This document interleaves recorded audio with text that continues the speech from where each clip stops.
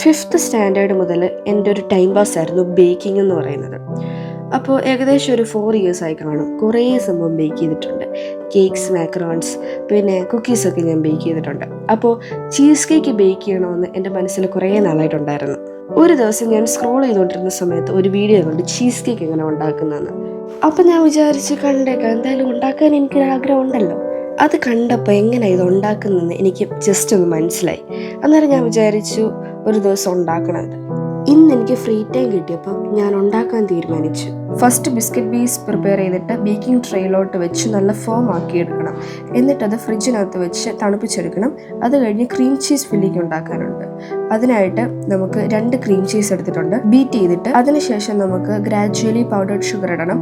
2 table spoon powdered ഷുഗറാണ് ആവശ്യമുള്ളത്. First ഒരു table spoon ഇട്ട് ബീറ്റ് ചെയ്തെടുത്തിട്ട് അടുത്ത ടേബിൾ സ്പൂൺ ഇട്ട് ബീറ്റ് ചെയ്തെടുക്കണം. നെക്സ്റ്റ് ഗ്രീക്ക് യോഗേർട്ടാണ് ഇടുന്നത്. 2 ഗ്രീക്ക് യോഗേർട്ട് എടുത്തിട്ടുണ്ട്. അതും ഗ്രാജുവലി വേണം ഇട്ട് ബീറ്റ് ചെയ്തെടുക്കാൻ. ഫൈനലി വിപ്പിംഗ് ക്രീം ഒരു 1/2 കപ്പ് എടുത്ത് നല്ലതായിട്ട് ബീറ്റ് ചെയ്തെടുക്കണം. അത് കഴിഞ്ഞ് ഈ ഫ്രിഡ്ജിനകത്തുള്ള മോൾഡ് എടുത്തിട്ട് ഇതിനകത്തോട്ട് ഒഴിച്ചിട്ട് ഫ്രീസ് ചെയ്യാൻ വെക്കണം. ഓവർനൈറ്റ് ആണെങ്കിലും വെക്കാം.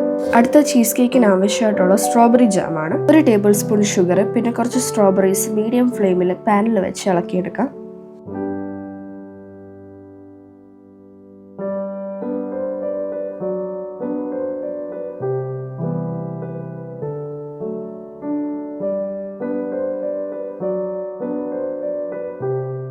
അതിനുശേഷം നമുക്ക് ലൈം ആഡ് ചെയ്യാം. എന്നിട്ട് കുറച്ച് നേരം ഇളക്കി എടുത്ത് കഴിയുമ്പോൾ സ്ട്രോബെറി ജാം റെഡിയാവും. സെറ്റാകാൻ വെച്ച ക്രീം ചീസ് ഫില്ലിംഗ് എടുക്കാം. ഫില്ലിങ്ങിൻ്റെ ഷേപ്പ് കറക്റ്റ് ആയതുകൊണ്ട് കുറച്ച് ജലാറ്റിൻ ആഡ് ചെയ്തായിരുന്നു. അത് കഴിഞ്ഞ് നമുക്ക് സെർവ് ചെയ്യാം. സ്ട്രോബെറി ജാം അതിൻ്റെ മുകളിലോട്ട് ഒഴിച്ചെടുക്കാം. നമുക്ക് വേണമെങ്കിൽ സ്ട്രോബെറി ജാമിൻ്റെ കൂടെ ചോക്ലേറ്റും കൂടെ ആഡ് ചെയ്യാം. ബൈ.